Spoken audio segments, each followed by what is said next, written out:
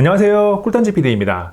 2023 갤럭시 서울 온팩을 통해서 공개된 갤럭시 탭 S9 시리즈 중 가장 큰 모델인 울트라는 14.6인치입니다. 화면이 시원시원하고 얇으니까 한 대 사볼까 하는 생각을 하다가도 만만치 않은 가격을 보고 생각을 접거나 고민에 빠지게 됩니다. 그래서 갤럭시 탭 S9 울트라가 살만한 가치가 있는지 자세하게 분석했습니다.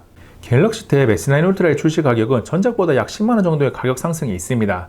램과 저장 용량 옵션이 달라서 정확하게 비교되는 모델은 12기가 램에 256기가 저장량 옵션 하나인데 표를 보면 전체적으로 가격대가 올라갔습니다. 비교를 하지 않고 절대적으로 봐도 가격이 만만치 않습니다. 14.6인치 대화면이 가장 큰 장점인 태블릿이니까 디스플레이 품질부터 살펴보겠습니다. 화면의 크기가 대한민국은 미터법을 표준으로 채택해서 삼성전자 공식 스펙에 369.9mm라고 나와 있습니다. 인치로 환산을 하면 약 14.563인치가 나오는데 표현상 군더더기를 없애기 위해 반올림해서 14.6인치로 정리한 듯 합니다. 다이내믹 아몰레드 2X를 사용한 16:10 화면 비의 디스플레이는 2960x1848 해상도와 1에서 120Hz까지의 가변주 사율을 지원합니다. 기본적인 디스플레이 품질은 자세히 설명하지 않아도 누구나 인정할 만큼 훌륭하기 때문에 무엇을 하든지 간에 만족스럽게 사용할 수 있습니다. 이제는 노트북에서도 쉽게 만날 수 있는 16:10 화면비는 대중적인 16:9 영상을 보기에도 괜찮고 화면을 분할해서 사용할 때도 꽤나 만족스러운 사용자 경험을 제공합니다. 특히 가로 모드에서 좌우로 2분할을 사용할 때 절반의 화면비가 4:5가 되는데 웹서핑이나 PDF 읽기 등 영상 시청 이외의 동작을 하기에 제법 괜찮습니다. 다만 별도의 방사방지 코팅이 없어서 빛 반사가 상당히 심한 편입니다. 어두운 색에서만 잘 비치는 것이 아니라 그냥 일반적인 사용간에도 바라보는 각도에 따라서 잘 비칩니다. 이게 사용하다 보면 은근히 거슬립니다. 그리고 디스플레이를 조금만 터치하면 지문이 덕지덕지 정말 잘 묻어납니다. 그래서 지문 방지든 방사 방지든 사용자의 취향을 반영한 필름 부착이 거의 필수적입니다. 갤럭시 탭 S9 울트라의 무게는 732g입니다. 14.6인치 태블릿이라는 것을 감안하면 무거운 수준은 아닌데 가로 32.64cm, 세로 20.86cm의 크기가 있다 보니까 휴대성이 좋지는 않습니다. 손에 들고 다닐 수 있는 태블릿 크기는 아니라서 이동 시에 14인치 노트북 정도는 들어가는 가방이 필요합니다. 그냥 14인치 노트북을 하나 들고 다니는 거추장스러움이 있다고 생각하면 딱 맞습니다. 그나마 백팩에 놓고 다닐 때는 양쪽 어깨가 감당할 수 있는 정도의 무게니까 백팩을 자주 메고 다니는 분들은 들고 다닐만 합니다. 그리고 잠깐 이동하는 것까지 힘든 것은 아니니까 집이나 사무실 등 하나의 공간에서 주로 사용한다면 휴대성에 대한 걱정은 크게 하지 않아도 괜찮습니다. 갤럭시 탭 S9 울트라는 갤럭시용 퀄컴 스냅드래곤 8 젠2 AP를 탑재했습니다. 성능 테스트를 위해 긱벤치 6와 3D마크 와일드랩 익스트림 점수를 보면 충분히 훌륭한 수준입니다. 그리고 이런 성능이 어느 정도 유지가 되는지 3D마크 스트레스 테스트 결과를 보면 79.3%로 성능 유지 안정성이 준수합니다. 이 정도면 고사양 게임이나 영상 편집 등 부하가 많이 걸리는 작업을 쾌적하게 할 수 있습니다. 이어서 CPU에만 부하가 걸렸을 때 성능 유지 안정성을 CPU 스로틀링 테스트를 통해 체크하면 평균 90.8%의 성능 유지 안정성으로 상당히 훌륭합니다. 스로틀링이 별로 걸리지 않고 높은 성능을 잘 유지한다고 평가할 수 있습니다. 그런데 게임 부스터 설정의 퍼포먼스 관리 모드를 활성화하지 않은 기본 설정으로 게임을 30분 이상 했을 때 벤치마크보다 조금 더 스로틀링이 걸릴 수 있습니다. 고사양을 요구하는 원심 플레이 시 처음에는 60프레임을 제법 잘 유지하다가 일정 시간이 지난 후에는 50프레임 내외에서 55프레임 사이를 왔다 갔다 합니다.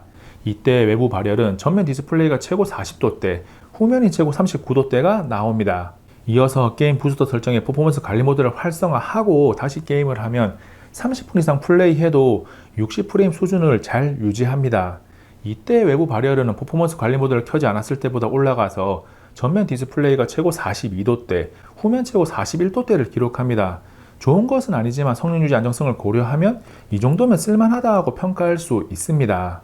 퍼포먼스 관리 모드 활성화를 통해 원심 기준 2도 정도의 온도 상승과 성능 유지 안정성을 맞바꾸는 거죠. 41도에서 42도가 찍히는 일부 위치가 게임 시에 손에 닿는 위치는 아니니까 퍼포먼스 관리 모드를 켜서 성능을 안정적으로 유지하는 것이 괜찮습니다. 태블릿이나 스마트폰은 부하가 걸리면 발열이 발생하게 되고 스로틀링이 걸려서 성능이 제한될 수밖에 없습니다. 그런데 갤럭시 탭 S9 울트라는 베이퍼 챔버가 들어간 덕분인지 스로틀링이 심하게 걸리지 않으면서도 발열을 우리가 감당할 수 있는 수준으로 제어를 합니다. 메모리는 LPDDR5X 12GB 또는 16GB 램을 탑재했습니다. 램이 12GB일 때 저장 용량은 256GB 또는 512GB 중 선택할 수 있고, 램이 16GB면 저장 용량은 1TB입니다. 그리고 외장 SD카드를 최대 1TB까지 사용할 수 있습니다. 용량이 올라가면 가격도 쭉쭉 올라가니까 256GB를 사용해보고 저장 용량이 부족하다면 외장 SD카드를 활용해서 돈을 아낄 수 있습니다. 보통은 256GB도 충분하고 자료 저장을 위해서 대용량이 필요하다면 UFS 4.0인 기본 저장 장치보다 상대적으로 읽기 쓰기가 느리겠지만 외장 SD카드도 충분히 쓸만합니다. 갤럭시 탭 S9 울트라에 포함된 기본 S펜은 성능이 충분합니다. 글씨를 쓰든 그림을 그리든 반응 속도나 필기감이 아이패드와 함께 최상급인 태블릿입니다. 태블릿에 꾸준하게 관심을 가지고 있는 분들이라면 알고 있을 사실이고, 아주 오랜만에 갤럭시 탭에 관심을 가지려고 하는 분들도 S펜의 기본 성능이 충분하다는 것을 믿으셔도 됩니다. S펜은 태블릿 후면 상단에 자석으로 부착 보관할 수 있습니다. 좌우 상관없이 부착할 수 있고 충전도 좌우 상관없이 잘 됩니다. 자석의 힘이 충분해서 근처에 대충 가져가도 잘 달라붙어서 편합니다. 그리고 S펜을 사용했다 안 했다를 반복할 때는 오른쪽 상단면에 얹어두면 되죠. 자석의 힘이 충분해서 안정적으로 잘 붙어 있습니다. 갤럭시 탭 S9 울트라는 IP68 방수 방진이 가능합니다. 태블릿을 들고 일부러 물속으로 들어가지는 않겠지만 생활 속에서 조금 더 편안한 마음을 가지고 사용할 수 있는 환경이 마련이 되었습니다. 샤워나 목욕을 하면서 태블릿에 물이 튈까 걱정하는 마음 없이 사용하고 싶은 분들이 제법 있고, 아이든 어른이든 언제 물을 쏟을지 모르기 때문에 방수가 된다는 것은 무조건 장점입니다.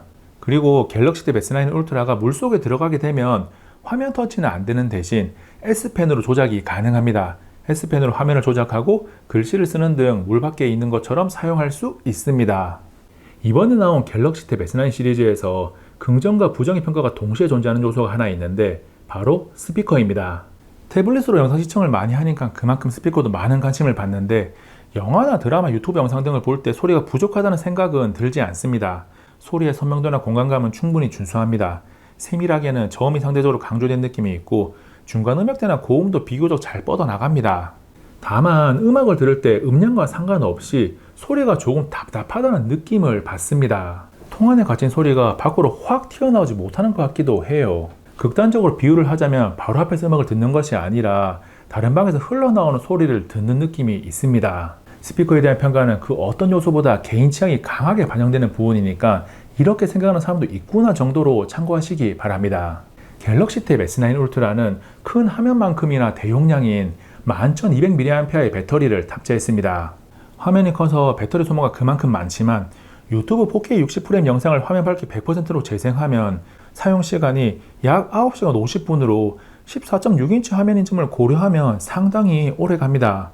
그리고 배터리 소모가 심한 고사양 게임의 원신을 그래픽 최고 설정으로 마을이 아닌 실제 필드에서 쉬지 않고 플레이했을 때 5시간을 살짝 넘기는 사용시간을 기록했습니다. 영상 시청이나 게임 플레이 시 사용자마다 설정이나 사용 환경이 조금씩 달라지니까 배터리 테스트 결과가 조금은 달라질 수 있겠지만 충전에 대한 걱정 없이 오랜 시간 사용할 수 있는 배터리 타임을 가지고 있다고 평가할 수 있습니다. 그 밖에 갤럭시 탭 S9 울트라는 가로 모드 기준 USB-C 타입 포트가 있는 오른쪽에 광학식 온스크린 지문인식을 사용할 수 있고 와이파이 6E, 블루투스 5.3을 지원합니다. 태블릿은 얼굴 방향으로 세워둔 상태에서 많이 사용하니까 전면 카메라를 이용한 얼굴 인식을 잠금 해제를 위해 사용하는 것도 괜찮습니다.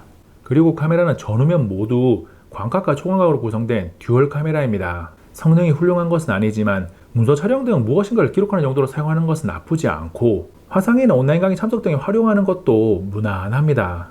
14.6인치 태블릿 갤럭시 탭 S9 울트라가 가지고 있는 특징들을 자세하게 살펴봤습니다.